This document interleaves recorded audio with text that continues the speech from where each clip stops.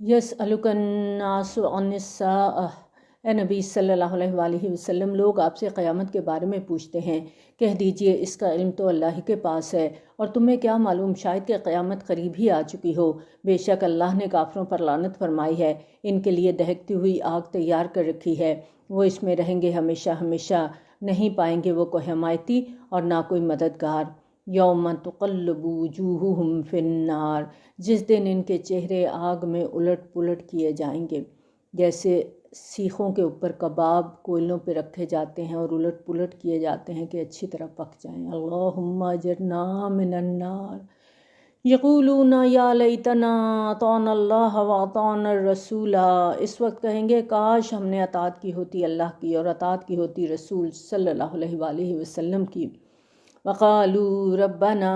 انا اطعنا سادتنا وکبراءنا فاضلونا السبیل، اور کہیں گے ہمارے پروردگار، ہم نے اپنے سرداروں اور اپنے بڑوں کی اطاعت کی، انہوں نے ہمیں سیدھے راستے سے بھٹکا دیا۔ اے ہمارے پروردگار، تو ان کو دگنا عذاب دے اور ان پر لعنت فرما، بہت ہی بڑی لعنت۔ لیکن پیچھے ہم نے پڑھا تھا کہ پھر کہا جائے گا آج دونوں کے لیے یکساں عذاب ہے، یعنی جو ٹرینڈ سیٹر ہیں اگر ان کے پیچھے ہم چل رہے ہیں تو ٹرینڈ سیٹر جو گمراہ ہوئے ان کی وجہ سے ہم بھی گمراہ ہوئے، ہماری وجہ سے اور لوگ گمراہ ہوئے، تو سب کے لیے دگنا عذاب ہوگا۔ اللہم اجرنا من النار۔ یا ایہا الذین آمنوا لا تکونوا کالذین آذوا موسیٰ، اہل ایمان تم ان لوگوں کی مانند مت ہو جانا جنہوں نے موسیٰ علیہ السلام کو اذیت دی، تو اللہ نے اس کو بری ثابت کر دیا اس بات سے جو انہوں نے کہی تھی، اور وہ اللہ کے نزدیک بڑے مرتبے والا تھا۔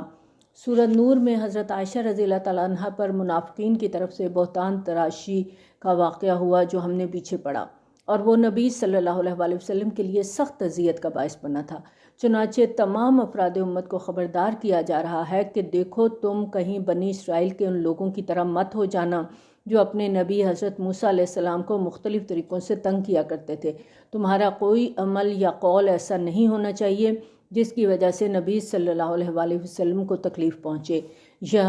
ایہا الذین آمنوا اتقوا اللہ وقولوا قولا سدیدا، اے اہل ایمان اللہ کا تقوی اختیار کرو اور بات کیا کرو سیدھی،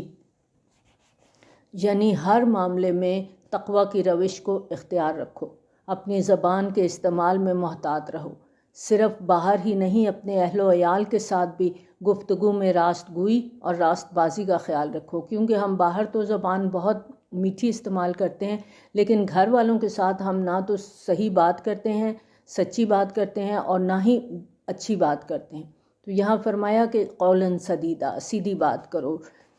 یصلح لکم اعمالکم ویغفر لکم ذنوبکم، اللہ تمہارے سارے اعمال درست کر دے گا اور تمہاری خطائیں بخش دے گا، یعنی اگر بھول کر یا جذبات کی رو میں تم سے کوئی غلطی سرزد ہو گئی، گھر والوں کے ساتھ تم نے کوئی زیادتی کی، تو اللہ تمہارے گناہوں کو معاف کر دے گا۔ وَمَن یُطِعِ اللَّهَ وَرَسُولَهُ فَقَدْ فَازَ فَوْزًا عَظِیمًا، اور جو کوئی اللہ اور اس کے رسول صلی اللہ علیہ وآلہ وسلم کی اطاعت پر کاربند ہو گیا، اس نے بہت بڑی کامیابی حاصل کی۔ یہاں پر کامیابی کا معیار بتا دیا گیا ہے کہ اہل ایمان کی کامیابی اللہ اور رسول صلی اللہ علیہ وآلہ وسلم کی اطاعت پر ہے۔ اِنَّا عَرَضْنَا الْأَمَانَةَ عَلَى السَّمَاوَاتِ وَالْأَرْضِ وَالْجِبَالِ، ہم نے اس امانت کو پیش کیا آسمانوں پر اور زمین پر اور پہاڑوں پر، تو ان سب نے انکار کر دیا اس کو اٹھانے سے، اور وہ اس سے ڈر گئے اور انسان نے اسے اٹھا لیا، یقیناً وہ بڑا ظالم اور نادان تھا۔ ان میں زیادہ رائے جو ہمیں مفسرین کی ملتی ہے وہ یہ کہ اس امانت سے مراد وہ ارادہ اور اختیار ہے جو انسان نے قبول کیا تھا۔ آسمان زمین پہاڑوں نے تکوینی عبادت کو قبول کیا، انہوں نے اس امانت کا بار نہیں اٹھایا، لیکن انسان نے اٹھا لیا کہ اگر تم نیک عمل کرو گے تو تمہیں جنت ملے گی۔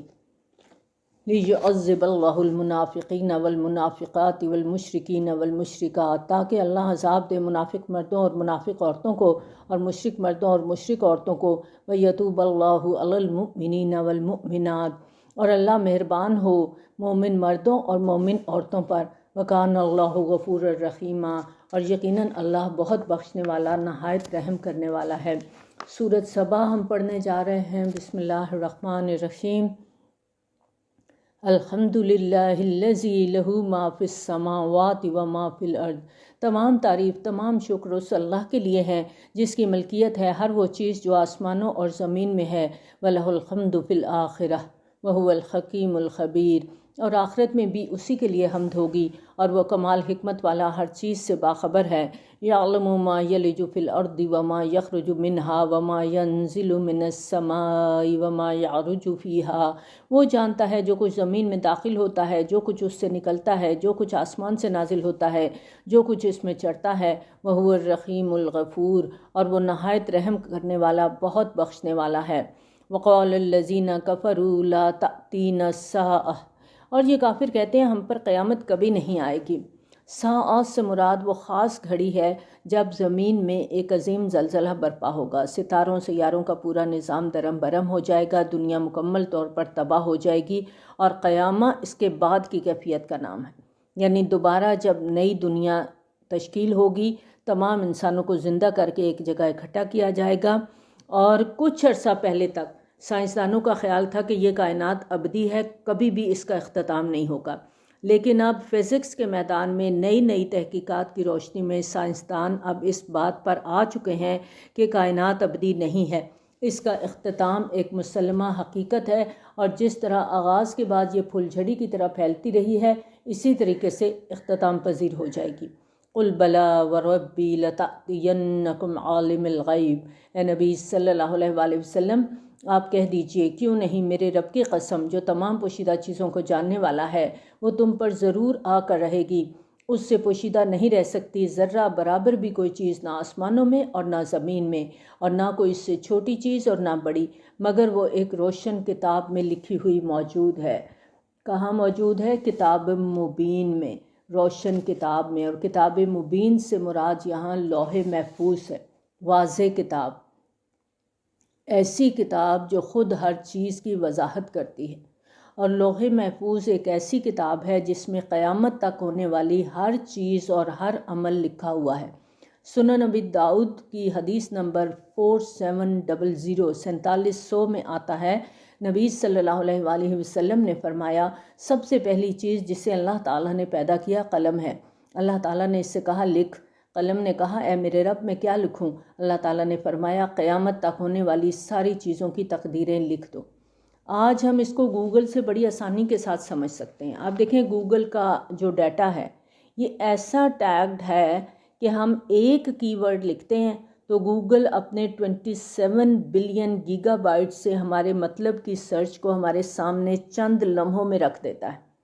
ایک کلک سے دنیا کے ہم کسی بھی حصے میں کہی ہوئی خبر، کوئی بھی کتاب، کتابوں کے اندر کا متن ہمارے سامنے آ جاتا ہے۔ اللہ اکبر۔ اب دیکھیں کہ اگر اللہ تعالیٰ نے انسان کو یہ صلاحیت دی ہوئی ہے کہ پوری دنیا کا ڈیٹا وہ ایک جگہ اکٹھا کر دے، تو اللہ تعالیٰ کے لیے کیا مشکل ہے؟ اللہ سبحانہ وتعالیٰ کی کتاب مبین آپ سوچیں کیسی ہوگی۔ اللہ اکبر کبیرہ، لا یعزب عنہ مثقال ذرۃ فی السماوات ولا فی الارض ولا اصغر من ذلک ولا اکبر الا فی کتاب مبین۔ کوئی بھی چیز پوشیدہ نہیں ہے، ذرہ برابر، نہ آسمانوں میں نہ زمین میں، نہ چھوٹی نہ بڑی، سب کچھ کتاب مبین میں موجود ہے۔ اور یہ قیامت کیوں آئے گی؟ اس کا منطقی جواز کیا ہے؟ اگلی آیات میں اس کا جواب دیا جا رہا ہے، لِيَجْزِيَ الَّذِينَ آمَنُوا وَعَمِلُوا الصَّالِحَاتِ، تاکہ وہ جزا دے ان لوگوں کو جو ایمان لائے اور جنہوں نے نیک اعمال کیے۔ انصاف کا تقاضا بھی یہی ہے کہ ہر انسان کو اس کے اعمال کا بدلہ ملے۔ جن لوگوں نے اللہ تعالیٰ کے لیے دنیا کی لذتوں کو چھوڑا، اپنے آرام و آسائش کو قربان کیا، حق کا علم بلند کرنے کے لیے اپنے دنیا کا مستقبل داؤ پہ لگا دیا، جان جوکھوں میں ڈال دی، اللہ کے راستے میں جہاد قتال کیا، اگر انہیں ان کی کوششوں کا بھرپور صلہ نہیں دیا جاتا اور انہیں انعام و کرام سے نہیں نوازا جاتا تو یہ تو ناانصافی ہو جائے گی۔ چنانچہ تمام انسانوں کو ان کے اعمال کے مطابق بھرپور صلہ دینے کے لیے ایک دوسری دنیا کا قیام ناگزیر ہے۔ اولئک لہم مغفرۃ ورزق کریم، یہی وہ لوگ ہیں جن کے لیے آخرت میں مغفرت بھی ہوگی اور بہت باعزت روزی بھی۔ اللہم اجعلنا منہم۔ والذین سعوا فی آیاتنا معاجزین اولئک لہم عذاب من رجز علیم، اور جو لوگ ہماری آیات کو شکست دینے کے لیے کوشاں رہے ان کے لیے بدترین قسم کا دردناک عذاب ہے، تاکہ دیکھ لیں وہ لوگ جنہیں علم دیا گیا ہے کہ آپ صلی اللہ علیہ وآلہ وسلم پر جو چیز نازل کی گئی ہے وہ آپ کے رب کی طرف سے حق ہے، اور وہ رہنمائی کرتی ہے نہایت غالب لائق حمد اور ثنا ہستی کے راستے کی طرف۔ اور یہ کافر کہتے ہیں کہ ہم تمہیں ایک ایسے شخص کے بارے میں بتائیں جو تمہیں یہ خبر دیتا ہے کہ جب تم مٹی میں مل کر بالکل ریزہ ریزہ ہو جاؤ گے تو تمہیں از سر نو پیدا کیا جائے گا۔ اگرچہ نبی صلی اللہ علیہ وآلہ وسلم کی مخالفت نبوت کے ابتدائی زمانے میں ہی شروع ہو گئی تھی، اور مشرکین اپنی محفلوں میں نبی صلی اللہ علیہ وآلہ وسلم کے بارے میں مذاق اڑاتے تھے، ایسے جملے کہتے تھے جو اذیت دینے والے ہوں، لیکن 7-8 سال تک وہ لوگ نبی صلی اللہ علیہ وآلہ وسلم کے بارے میں مسلسل الجھن کا شکار تھے، شش و پنج میں پڑے ہوئے تھے کہ یہ تبدیلی آپ کے اندر کیسے آ گئی ہے۔ اب اگلی آیت میں ان کی اسی کیفیت کا اظہار ہو رہا ہے۔ افترا علی اللہ کذبا، کیا اس نے جھوٹ باندھا ہے اللہ پر؟ یعنی کیا محمد صلی اللہ علیہ وآلہ وسلم نے اتنی بڑی جسارت کی کہ جھوٹ گھڑ کے اللہ کی طرف منسوب کر دیا؟ کہنے کو تو وہ ایک دوسرے کو اس طرح کہہ رہے تھے، خود سے بھی سوال کر رہے تھے، لیکن اصل حقیقت کو وہ بھی سمجھتے تھے کہ نبی صلی اللہ علیہ وآلہ وسلم کی طرف سے جھوٹ گھڑنے کا کوئی ہلکا سا بھی امکان نہیں ہے، اور اندر سے ان کے دل بھی گواہی دے رہے تھے کہ یہ وہ شخص ہے، ہم 40 برس سے اس کو جانتے ہیں، اس کی سیرت کردار ہمارے سامنے ہے، ہم نے خود اس کو صادق اور امین کا خطاب دیا ہے، تو ایسا شخص جس نے اپنی معمول کی زندگی میں کبھی چھوٹا سا بھی جھوٹ نہیں بولا، وہ اتنا بڑا جھوٹ کیسے بول سکتا ہے، وہ بھی اللہ کے بارے میں؟ ام بھی جنہ، یا اسے جنون ہو گیا ہے؟ کبھی کہتے ممکن ہے اس پر عصیب کا سایہ آ گیا ہو کہ دماغی توازن خراب ہو گیا ہے، اس وجہ سے یہ ایسی باتیں کرنے لگ گئے ہیں۔ اگر ایسا ہے تو پھر ان کا تو کوئی قصور نہیں، انہیں جھوٹ کا الزام تو نہیں دیا جا سکتا، لیکن جب یہ بات کہتے پھر ان کے ضمیر پکارتے کہ غور تو کرو، اس کلام کو سنو تو صحیح، اس کلام میں کیا تم لوگوں کو واقعی دیوانگی کے آثار نظر آتے ہیں؟ تو واقعتاً انہیں سمجھ نہیں آ رہی تھی کہ ماجرا ہے کیا۔ کبھی وہ کہتے شاعر ہیں، کبھی کہتے جادوگر ہیں، کبھی مجنون قرار دیتے، لیکن کوئی بھی واضح اور حتمی موقف اپنانے سے قاصر تھے۔ بل الذین لا یؤمنون بالآخرۃ فی العذاب والضلال البعید، بلکہ وہ لوگ جو آخرت پر ایمان نہیں رکھتے وہ عذاب میں اور دور کی گمراہی میں مبتلا ہیں، یعنی دنیا میں بھی ان کی جان تنگی میں آئی ہوئی ہے، یہ بڑی دور کی گمراہی میں پڑے ہوئے ہیں، اور اگر انہیں آخرت کا یقین ہوتا تو یہ بات جو ان کی سمجھ میں اب نہیں آ رہی، یہ بڑی آسانی سے ان کی سمجھ میں آ سکتی تھی۔ افلم یروا الی ما بین ایدیہم وما خلفہم من السماء والارض، تو کیا انہوں نے دیکھا نہیں جو ان کے سامنے ہے اور جو ان کے پیچھے ہے آسمان اور زمین میں سے؟ کیا یہ کائنات کا مشاہدہ نہیں کرتے جو ان کے سامنے ہے؟ تاریخی شواہد سے، بصائر سے کوئی سبق حاصل نہیں کرتے جو ان کے پیچھے گزر چکی ہیں داستانیں؟ اگر ہم چاہیں تو انہیں زمین میں دھسا دیں یا ان پر آسمان کا کوئی ٹکڑا گرا دیں، یقیناً اس میں نشانی ہے ہر اس بندے کے لیے جو اللہ کی طرف رجوع کرنے والا ہے۔ وَلَقَدْ آتَيْنَا دَاوُودَ مِنَّا فَضْلًا، اور ہم نے داود علیہ السلام کو اپنی طرف سے خاص فضل عطا کیا۔ حضرت داود اور حضرت سلیمان علیہ السلام کا ذکر اس سے پہلے سورۃ نمل میں ہم نے پڑھا، وہاں پر حضرت داود علیہ السلام کا ذکر کچھ اختصار کے ساتھ کیا گیا۔ اب اس صورت میں حضرت داود اور حضرت سلیمان علیہ السلام دونوں کا ذکر ہے۔ یا جبال اوبی معہ والطیر، ہم نے حکم دیا ہے پہاڑوں تم تسبیح کو دہراؤ اس کے ساتھ، اور پرندوں کو بھی یہی حکم دیا تھا۔ اوبی کا لفظ جو ہے تعویب سے ہے، ترجیح کے ہم معنی لفظ ہے، یعنی لوٹانا، دہرانا۔ جیسے کوئی نظم یا غزل پڑھ رہا ہوتا ہے، ایک بول یا مصرے کو وہ بار بار اس طرح دہراتا ہے کہ کچھ دوسرے لوگ بھی اس کی آواز کے ساتھ آواز ملا دیتے ہیں۔ تو اللہ تعالیٰ نے پہاڑوں اور پرندوں کو حکم دے رکھا تھا کہ جب حضرت داود علیہ السلام حمد اور تسبیح کے ترانے پڑھیں تو وہ بھی ان کے ساتھ شامل ہو جائیں اور ان کی آواز کے ساتھ آواز ملائیں۔ وَأَلَنَّا لَهُ الْحَدِيدَ، اور ہم نے اس کے لیے لوہے کو نرم کر دیا تھا کہ کشادہ زریں بناؤ اور کڑیاں ملانے میں ٹھیک ٹھیک اندازہ رکھو۔ حضرت داود علیہ السلام کے لیے لوہے کو خصوصی طور پہ نرم کر دیا گیا تھا، اور زریں بنانے کا ہنر بھی آپ کو سکھایا گیا تھا۔ پہلی جو زرہ بنی تھی دنیا کے اندر وہ حضرت داود علیہ السلام کے زمانے میں بنی تھی۔ وَعْمَلُوا صَالِحًا، اور تم سب نیک اعمال کرو، اِنِّی بِمَا تَعْمَلُونَ بَصِیر، تم جو کچھ کر رہے ہو میں یقیناً اسے دیکھ رہا ہوں۔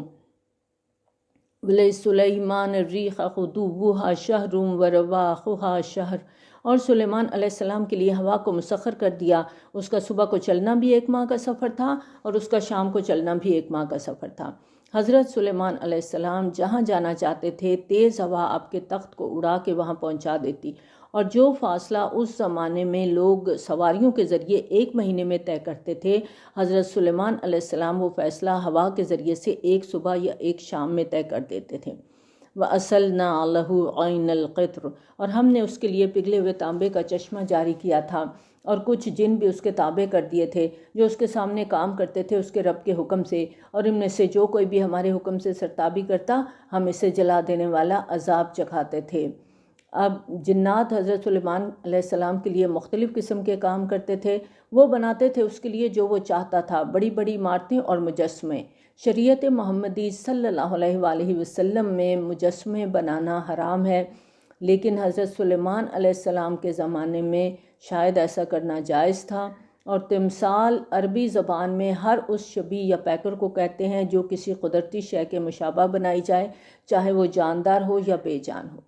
اسلام جاندار چیزوں کی تصویریں بنانا یا مجسمے بنانا ان سے سختی سے منع کرتا ہے اور اس کو کفر قرار دیتا ہے۔ اور تالابوں کی مانند بڑی بڑے لگن اور بڑی بڑی دیگیں جو ایک جگہ مستقل پڑی رہتی تھیں، یعنی اتنی بڑی دیگیں تھیں کہ وہ چولہوں کے اوپر ہی پڑی رہتی تھیں، انہیں ہلایا نہیں جا سکتا تھا۔ اور اس طرح کی دیگیں آج بھی اجمیر شریف انڈیا میں حضرت معین الدین اجمیری رحمۃ اللہ علیہ کے مزار پر دیکھنے کو ملتی ہیں۔ اعملوا آل داود شکرا، اے داود علیہ السلام کے گھر والوں عمل کرو شکر ادا کرتے ہوئے۔ حضرت سلیمان علیہ السلام چونکہ حضرت داود علیہ السلام کے بیٹے تھے، اس لیے ان کو آل داود کہہ کر مخاطب کیا گیا ہے کہ آپ پر اللہ کی نعمتوں کا شکر لازم ہے، چنانچہ آپ کا ایک ایک عمل اللہ تعالیٰ کی احسان مندی کا مظہر ہونا چاہیے۔ وَقَلِيلٌ مِّنْ عِبَادِيَ الشَّكُورُ، اور واقعہ یہ ہے کہ میرے بندوں میں شکر کرنے والے کم ہی ہیں۔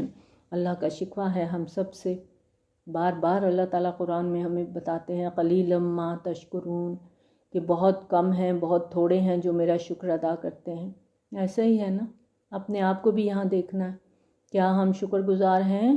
یا اللہ کی ناشکری کرتے رہتے ہیں ہر وقت؟ ایک نعمت بھی کم ہو جائے تو فوراً واویلا مچا دیتے ہیں، ایسا کیوں ہوا؟ اور جو نعمتیں بے بہا اللہ نے ہمیں دے رکھی ہیں ان سب کو بھول جاتے ہیں، اور یہی اللہ کی ناشکری ہے۔ اللہ تعالیٰ ہم سب کو شکر گزار بندوں میں شامل کرے، آمین۔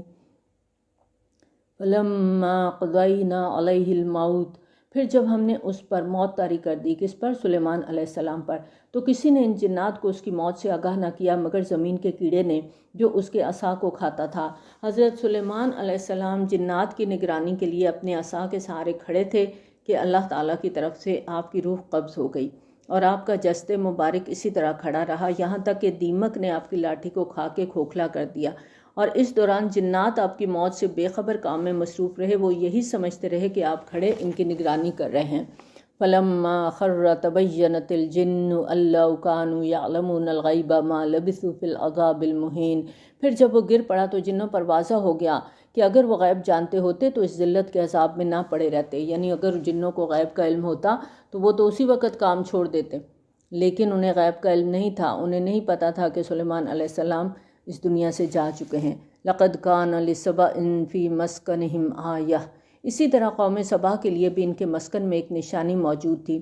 قوم سبا 800 قبل مسیح کے لگ بھگ یمن کے علاقے میں آباد تھی، اور انہوں نے اپنے پہاڑی علاقوں میں بہت سے بند تعمیر کر رکھے تھے، اور ان کے سب سے بڑے بند کا نام سد معارب تھا۔ ان بندوں میں انہوں نے چھوٹی بڑی نہریں نکالی تھیں، میدانی علاقوں کو سیراب کرنے کا مربوط مؤثر نظام تھا۔ آبپاشی کے اس نظام کی وجہ سے ان کے ہاں باغات کی کثرت تھی، اور باغات کے 2 بڑے سلسلے سینکڑوں میل تک پھیلے ہوئے تھے، اور یہ اپنے وقت کی بڑی خوشحال اور طاقتور قوم تھی، لیکن آہستہ آہستہ یہ لوگ مذہبی اخلاقی زوال کا شکار ہوئے تو اللہ تعالیٰ نے ان کی ناشکری اور سرکشی کی سزا دی اور تمام نعمتیں سلب کر لیں۔ اللہ تعالیٰ کے حکم سے ان کا سب سے جو بڑا بند تھا سد معارب، وہ ٹوٹ گیا، اور ایک خوفناک سیلاب قہر خداوندی بن کر ان پر ٹوٹا۔ اس سیلاب کی وجہ سے اس قوم پر ایسی تباہی آئی کہ ان کے جو سینکڑوں میلوں پر باغات پھیلے ہوئے تھے وہاں جنگلی جھاڑیوں اور بیریوں کے چند درختوں کے علاوہ ہریالی کا کوئی نام و نشان باقی نہ رہا۔ 2 باغ کے سلسلے تھے، دائیں اور بائیں طرف۔ کھاؤ اپنے رب کے رزق میں سے اور اس کا شکر ادا کرو، تمہارا شہر بہت پاکیزہ ہے اور تمہارا رب بہت بخشنے والا ہے۔ یعنی تمہارے لیے یہ ایک مثالی صورتحال ہے کہ اللہ نے رہنے کو تمہیں نہایت عمدہ سرسبز و شاداب اور زرخیز علاقہ دیا ہے، اور تمہارا رب بھی بہت بخشنے والا ہے جو تمہارے ساتھ بہت نرمی کا معاملہ فرما رہا ہے۔ فَأَعْرَضُوا فَأَرْسَلْنَا عَلَيْهِمْ سَيْلَ الْعَرِمِ، انہوں نے اعراض کیا، چنانچہ ہم نے بھیج دیا ان پر سیلاب بہت زور کا۔ اس قوم نے اللہ کی نعمتوں کی ناشکری کی، اعراض اور سرکشی کی روش اختیار کی، تو ان پر اللہ کا عذاب اس انداز سے آیا کہ عظیم سیلاب نے ان کے بڑے بند کو توڑا اور ان کی بستیاں تباہ ہو گئیں، ان کے باغات کے سلسلے بھی برباد ہو گئے، اور ہم نے بدل دیے ان کے 2 باغوں کی جگہ 2 اور باغ، جن میں کڑوے کسیلے پھل، جھاؤ کے درخت اور کچھ تھوڑی سی بیریاں تھیں۔ یہ بدلہ دیا ہم نے ان کو ان کے کفران نعمت کی وجہ سے، اور ہم ایسا برا بدلہ نہیں دیتے مگر ناشکرے لوگوں کو۔ اللہ سے پھر دعا ہے اللہ تعالیٰ ہمیں ناشکرے لوگوں سے بچائے، ناشکری سے بچائے، ہم ان لوگوں میں شامل نہ ہوں جو اللہ کی ناشکری کرتے ہیں۔ وَجَعَلْنَا بَيْنَهُمْ وَبَيْنَ الْقُرَى الَّتِي بَارَكْنَا فِيهَا قُرًى ظَاهِرَةً، اور ہم نے ان کے علاقے اور ان بستیوں کے درمیان جنہیں ہم نے برکت عطا کر رکھی تھی، واضح نظر آنے والی بستیاں قائم کر دی تھی۔ یہاں پر بابرکت بستیوں سے ارض فلسطین مراد ہے، اور اس میں سورۃ بنی اسرائیل کی پہلی آیت میں آتا ہے بارکنا حولہ۔ اس آیت میں اس زمانے کی اہم شاہراہ کا ذکر کیا جا رہا ہے جس پر یورپ اور ایشیا کے درمیان ہونے والی تجارت کے حوالے سے قوم سبا کی اجارہ داری تھی۔ جیسا کہ ہم نے پہلے بھی پڑھا کہ یہ اپنے زمانے کی خوشحال اور طاقتور قوم تھی، علاقہ بہت سرسبز و شاداب تھا، اور پرانے زمانے کے سیاحوں کے حوالے سے قوم سبا کے بارے میں بہت سی معلومات تاریخ میں ملتی ہیں۔ یہ اپنے دور کی طاقتور اور خوشحال قوم کی حیثیت سے مشرق اور مغرب کے درمیان ہونے والی تجارت پر پوری طرح قابض تھی، یعنی ان کی اجارہ داری تھی۔ ہندوستان، چین اور دیگر مشرقی ممالک سے آنے والا تجارتی سامان یمن کی بندرگاہ پر اترتا تھا، اور یورپ سے آنے والا سامان بحیرہ روم کے راستے فلسطین کی بندرگاہ پر پہنچتا تھا۔ چنانچہ یمن اور فلسطین کے درمیان قوم سبا کے تجارتی قافلے اس سامان کی نقل و حمل کے سلسلے میں شاہراہ پر سارا سال رواں دواں رہتے تھے۔ یہ تجارتی شاہراہ اللہ تعالیٰ کی خصوصی مہربانی سے بہت پرسکون، پرامن اور ہر لحاظ سے مثالی تھی، اور اس کی کیفیت یوں تھی کہ تقریباً 100 میل کے فاصلے تک اس شاہراہ کے دونوں طرف ان کے باغات پھیلے ہوئے تھے۔ اس کے علاوہ عین شاہراہ کے اوپر جگہ جگہ بستیاں اس طرح آباد تھیں کہ ایک بستی کی حدود ختم ہوتے ہی دوسری بستی کے آثار شروع ہو جاتے تھے۔ اس طرح تجارتی قافلے نہ صرف یہ کہ ڈاکوؤں لٹیروں سے محفوظ رہتے تھے، بلکہ انہیں سفر و قیام کے دوران جو اشیاء ضرورت ہیں اور سہولیات ہیں ہر جگہ ہر وقت دستیاب ہوتی تھیں۔ وَقَدَّرْنَا فِيهَا السَّيْرَ، اور ہم نے اندازہ مقرر کر دیا تھا ان میں سفر کرنے کا، یعنی ان کے درمیان سفر کی منزلیں مقرر کر دی تھیں۔ یہ آبادیاں شاہراہ کے عین کناروں پر اس طرح تھیں کہ ایک آبادی سے دوسری آبادی تک کا درمیانی فاصلہ 30-40 میل کے لگ بھگ تھا، اور یہ فاصلہ سفر کی منزلوں کے حساب سے رکھا گیا تھا تاکہ ہر منزل پر قافلوں کو قیام اور طعام کی مطلوبہ سہولیات آسانی سے مل سکیں۔ ہم نے انہیں کہہ دیا تھا کہ تم سفر کرو ان میں راتوں کو بھی اور دن کو بھی امن کے ساتھ، یعنی رات دن بے خوف و خطر سفر کرو۔ فَقَالُوا رَبَّنَا بَاعِدْ بَيْنَ أَسْفَارِنَا، تو انہوں نے کہا اے ہمارے پروردگار ہمارے سفروں کے درمیان دوری پیدا کر دے۔ اب دیکھیں یہ ناشکری کی انتہا یہاں پر ان کی ہے، اور یہ ان کی خواہش ہے یا دعا ہے، یہ اللہ تعالیٰ کی نعمتوں اور مہربانیوں کی ناقدری کی عبرت انگیز مثال ہے۔ یعنی وہ سفر کے جو مثالی انتظامات تھے ان سے اکتائے ہوئے تھے۔ ان کا یہ خیال تھا کہ وہ تو پرامن اور پرسکون سفر کرتے کرتے سہل انگیزی کا شکار ہو گئے ہیں، تن آسان ہو گئے ہیں۔ انہیں زوم تھا کہ وہ تو بڑے بہادر ہیں، مہم جو قسم کے لوگ ہیں، ہر قسم کے خطرات کا مقابلہ کرنے کی صلاحیت رکھتے ہیں۔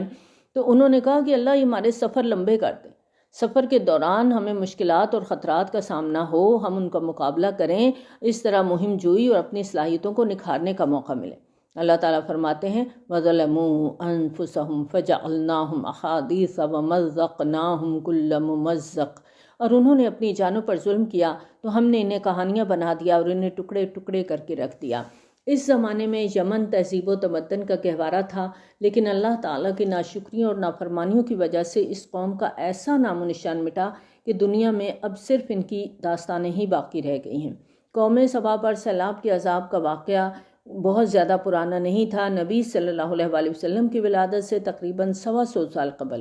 یعنی 450 عیسوی کے لگ بھگ یہ واقعہ پیش آیا تھا، اور بند ٹوٹنے کی وجہ سے یہ علاقہ مکمل طور پر تباہ ہو گیا، اور جو لوگ زندہ بچ گئے تھے وہ عراق اور عرب کے دوسرے علاقوں کی طرف ہجرت کر گئے۔ خود اوس اور خزرج کے قبائل کا تعلق بھی یمن سے تھا، اور یہ لوگ اس علاقے کی تباہی کے بعد یمن سے یثرب آ کر آباد ہوئے تھے۔ قوم سبا کی تباہی کے بعد یہ جو تجارتی شاہراہ تھی اس پر قریش مکہ کی اجارہ داری قائم ہو گئی، اور جس زمانے میں نبی صلی اللہ علیہ وآلہ وسلم پر وحی کا آغاز ہوا، اس زمانے میں قریش کے تجارتی قافلے جنوب میں یمن اور شمال میں شام اور فلسطین کے درمیان آزادانہ سفر کرتے تھے۔ یقیناً اس میں نشانیاں ہیں ہر اس شخص کے لیے جو بڑا صبر کرنے والا اور شکر کرنے والا ہے، اور یقیناً ابلیس نے ان کے بارے میں اپنا گمان سچ کر دکھایا، سو ان سب نے اس ابلیس کی پیروی کی سوائے مومنین کی ایک جماعت کے، اور اس کو ان پر کوئی اختیار حاصل نہیں تھا، یعنی ابلیس کا انسانوں پر کوئی زور نہیں چلتا۔ اللہ تعالیٰ نے صرف اس کو مہلت دے رکھی ہے، اور اس مہلت سے فائدہ اٹھاتے ہوئے وہ انسانوں کو ہیلے بہانے سے ورغلاتا ہے، انہیں سبز باغ دکھاتا ہے، اس سے زیادہ وہ کچھ نہیں کر سکتا۔ اور یہ مہلت بھی انسانوں کی آزمائش کے لیے دی ہے، إِلَّا لِنَعْلَمَ مَن يُؤْمِنُ بِالْآخِرَةِ، مگر یہ کہ ہم دیکھ لیں کہ کون ہے جو آخرت پر یقین رکھتا ہے، تاکہ آخرت پر ایمان رکھنے والے لوگوں کی پہچان ہو جائے، ہم انہیں چھانٹ کر الگ کر لیں۔ ممن ہوا منہا فی شک وربک علی کل شیء حفیظ، ان لوگوں سے جو اس سے متعلق شک میں ہیں، اور آپ کا پروردگار ہر چیز پر نگران ہے۔ قل ادعوا الذین زعمتم من دون اللہ، اے نبی صلی اللہ علیہ وآلہ وسلم ان مشرکین سے کہہ دیجئے کہ تم بلاؤ ان کو جنہیں تم معبود گمان کرتے ہو اللہ کے سوا، یعنی جن دیویوں اور دیوتاؤں کو تم اپنے اولیاء اور مددگار سمجھتے ہو، انہیں پکار کے دیکھ لو وہ تمہیں کیا جواب دیتے ہیں۔ لا یملکون مثقال ذرۃ فی السماوات ولا فی الارض، وہ ذرہ برابر بھی اختیار نہیں رکھتے، نہ آسمانوں میں نہ زمین میں۔ وما لہم فیہما من شرک وما لہ منہم من ظہیر، اور نہ ان دونوں یعنی زمین اور آسمان میں ان کا کوئی حصہ ہے، نہ ہی ان میں سے کوئی اس کا مددگار ہے۔ مشرکین عرب کے ہاں دو طرح کے مشرکانہ اعتقادات پائے جاتے تھے۔ ان کا ایک عقیدہ یہ تھا کہ اللہ تعالیٰ کی کچھ محبوب ہستیاں ایسی ہیں جن کی بات کو وہ ٹال نہیں سکتا، چاہے وہ اس کی بیٹیاں، یعنی کیونکہ وہ فرشتوں کو اللہ کی بیٹیاں قرار دیتے تھے، چاہے اس کی بیٹیاں ہوں یا انسانوں میں سے اس کی محبوب شخصیات ہوں، تو وہ سمجھتے تھے کہ اللہ کی ان محبوب ہستیوں کی سفارش سے وہ آخرت میں بچ جائیں گے۔ دوسرا جو مشرکانہ عقیدہ تھا وہ یہ تھا کہ اللہ تعالیٰ اس کائنات کا خالق ہے، مالک ہے، لیکن اس کائنات کا نظام چلانے کے لیے اس نے کچھ نائب مقرر کیے ہوئے ہیں جن کو کچھ اختیارات دیے ہوئے ہیں۔ وہ سمجھتے تھے کہ جس طرح دنیا میں حکومتوں کا نظام چلانے کے لیے تمام بادشاہ اپنے نائب مقرر کرتے ہیں اور انہیں کچھ اختیارات دے دیتے ہیں، اسی طرح سے اللہ کے مقرر کردہ نائب اس کائنات کا نظام چلاتے ہیں، اور وہ نہ صرف اللہ کے مددگار ہیں بلکہ اس کے اختیارات میں بھی شریک ہیں۔ اس آیت کے اندر ان کے اسی مشرکانہ عقیدے کی نفی کی گئی ہے۔ وَلَا تَنْفَعُ الشَّفَاعَةُ عِنْدَهُ إِلَّا لِمَنْ أَذِنَ لَهُ، اور نہ نفع دے گی اس کے ہاں کوئی سفارش مگر اسی کے حق میں جس کے لیے اس نے اجازت دی ہو، یہاں تک کہ جب گھبراہٹ دور کر دی جاتی ہے ان کے دلوں سے۔ حَتَّى إِذَا فُزِّعَ عَنْ قُلُوبِهِمْ، یہ فرشتوں کا حال بیان کیا گیا ہے یہاں پر کہ جب اللہ تعالیٰ ان کو کوئی حکم بھیجتا ہے تو اللہ کی عظمت اور جلال کی وجہ سے ان پر دہشت کی سی کیفیت طاری ہو جاتی ہے۔ پھر جب ان سے دہشت کا اثر زائل ہو جاتا ہے تو قالوا ماذا قال ربکم، وہ پوچھتے ہیں تمہارے رب نے کیا فرمایا؟ قالوا الحق، وہ کہتے ہیں اس نے جو کچھ فرمایا وہ حق ہے۔ وہو العلی الکبیر، اور وہ بہت بلند اور بالا بہت بڑا ہے۔ قل من یرزقکم من السماوات والارض، آپ صلی اللہ علیہ وآلہ وسلم ان سے پوچھئے کون ہے جو تمہیں رزق بہم پہنچاتا ہے آسمانوں اور زمین میں؟ قل اللہ، آپ صلی اللہ علیہ وآلہ وسلم کہہ دیجئے کہ اللہ، اور یقیناً ہم یا تم لوگ یا تو ہدایت پر ہیں یا کھلی گمراہی میں ہیں۔ یعنی ہمارے اور تمہارے عقائد اور نظریات میں جو فرق ہے، ان متضاد عقائد میں سے صرف ایک ہی عقیدہ درست ہو سکتا ہے، اور منطق اور عقل کا فیصلہ بھی یہی ہے کہ ہم دونوں میں سے ایک گروہ ہدایت پر ہے اور دوسرا کھلی گمراہی میں پڑا ہوا ہے۔ قل لا تسألون عما اجرمنا، آپ صلی اللہ علیہ وآلہ وسلم کہہ دیجئے تم سے نہیں پوچھا جائے گا ہمارے جرائم کے بارے میں، یعنی تم سمجھتے ہو کہ ہم نے نیا دین گھڑ لیا ہے، ہم نے تمہارے معبودوں کو جھٹلا دیا ہے، تمہارے خاندانوں میں پھوٹ ڈال دی ہے، اور اس طرح ہم بہت زیادہ سنگین جرائم کے مرتکب ہو رہے ہیں، لیکن اس حوالے سے تم لوگ خاطر جمع رکھو، تم سے ہمارے جرائم کے بارے میں نہیں پوچھا جائے گا، اپنے جرائم کا حساب ہمیں خود ہی دینا ہوگا، وَلَا نُسْأَلُ عَمَّا تَعْمَلُونَ، اور نہ ہی ہم سے پوچھا جائے گا تمہارے اعمال کے بارے میں، قُلْ يَجْمَعُ بَيْنَنَا رَبُّنَا ثُمَّ يَفْتَحُ بَيْنَنَا بِالْحَقِّ وَهُوَ الْفَتَّاحُ الْعَلِيمُ، آپ صلی اللہ علیہ وآلہ وسلم کہہ دیجئے کہ ہمارا رب ہم سب کو ایک دن جمع کرے گا، پھر وہ فیصلہ کر دے گا ہمارے درمیان حق کے ساتھ، اور وہ خوب فیصلہ کرنے والا، خوب جاننے والا ہے، یعنی اس دن جب قیامت قائم ہوگی جو فیصلہ ہوگا علم کی بنا پر ہوگا، کیونکہ اللہ تعالیٰ کو ایک ایک شخص کی ایک ایک حرکت کا علم ہے۔ قُلْ أَرُونِيَ الَّذِينَ أَلْحَقْتُمْ بِهِ شُرَكَاءَ، آپ صلی اللہ علیہ وآلہ وسلم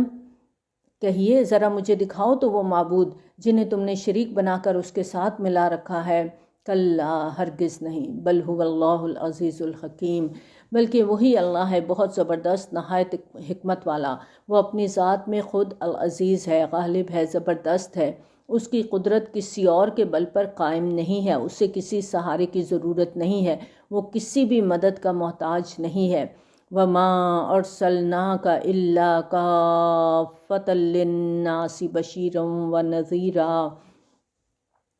اور اے نبی صلی اللہ علیہ وآلہ وسلم ہم نے نہیں بھیجا ہے آپ کو مگر تمام بنی نوع انسانی کے لیے بشیر اور نذیر بنا کر۔ تمام انبیاء اور رسل علیہم السلام میں یہ اعزاز صرف محمد صلی اللہ علیہ وآلہ وسلم کے حصے میں آیا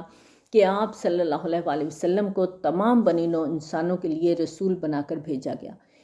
اور یہ فیصلہ تاریخ انسانی کے اس مرحلے پر کیا گیا جب انسانی تمدن اور ذرائع رسل و رسائل کی ترقی کی وجہ سے نبی صلی اللہ علیہ وآلہ وسلم کی دعوت کو دنیا کے کونے کونے میں ایک ایک شخص تک پہنچانا عملی طور پر ممکن ہونے کے قریب تھا، ورنہ اس سے پہلے عملی طور پر کسی نبی یا رسول کی دعوت کو پوری نوع انسانی تک پہنچانا ممکن ہی نہیں تھا۔ یہی وجہ ہے کہ آپ سے پہلے جتنے بھی پیغمبر آئے وہ مخصوص علاقے میں آئے، ایک ایک قوم کی طرف مبعوث ہوئے، اسی لیے آپ صلی اللہ علیہ وآلہ وسلم سے پہلے کے پیغمبروں کی جب بعثت کا تعارف قرآن مجید کرواتا ہے تو اس طرح کرواتا ہے وَإِلَىٰ عَادٍ أَخَاهُمْ هُودًا وَإِلَىٰ ثَمُودَ أَخَاهُمْ صَالِحًا وَإِلَىٰ مَدْيَنَ أَخَاهُمْ شُعَيْبًا، لیکن نبی صلی اللہ علیہ وآلہ وسلم کی بعثت کے بارے میں یہاں فرمایا وَمَا أَرْسَلْنَاكَ إِلَّا كَافَّةً لِلنَّاسِ بَشِيرًا وَنَذِيرًا وَلَٰكِنَّ أَكْثَرَ النَّاسِ لَا يَعْلَمُونَ، لیکن اکثر لوگ جانتے نہیں ہیں، وَيَقُولُونَ مَتَىٰ هَٰذَا الْوَعْدُ إِن كُنتُمْ صَادِقِينَ، اور وہ پوچھتے ہیں کب ہوگا پورا یہ وعدہ اگر تم لوگ سچے ہو۔ مشرکین کے اس سوال میں عذاب یا قیامت دونوں کی طرف اشارہ موجود ہے کہ آپ صلی اللہ علیہ وآلہ وسلم جو ہمیں عذاب کی دھمکیاں دیتے ہیں یا قیامت برپا ہونے کا دعویٰ کرتے ہیں تو ذرا یہ بھی تو بتائیں کہ یہ وعدے کب پورے ہوں گے۔